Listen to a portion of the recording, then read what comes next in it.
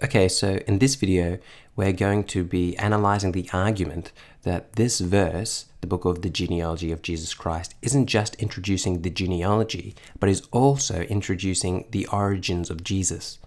And basically, the argument for this position is quite simple. It's that this Greek word, geneos, isn't only found in Matthew verse 1. It's also found in verse 18 of Matthew.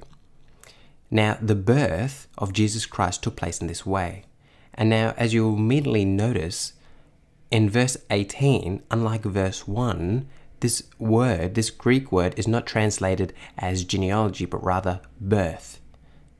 Dale Allison notes, others noting that geneos appears again in Matthew 1:18 and cannot there mean genealogy, birth is the usual English translation, hold instead that the verse introduces the entirety of chapter 1.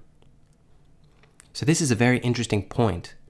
The same word used in verse 1 to mean genealogy, in verse 18 means birth.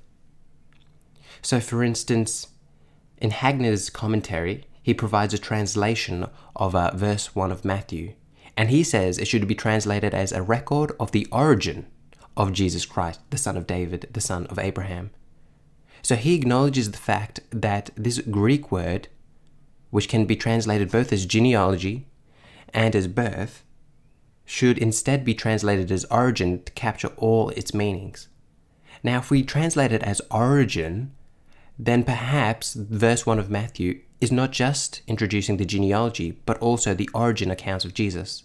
And when I say origins of Jesus, I'm referring to the fact that Matthew tells us about the infancy narrative and also his pre-ministry, things like his baptism and temptations and things like that.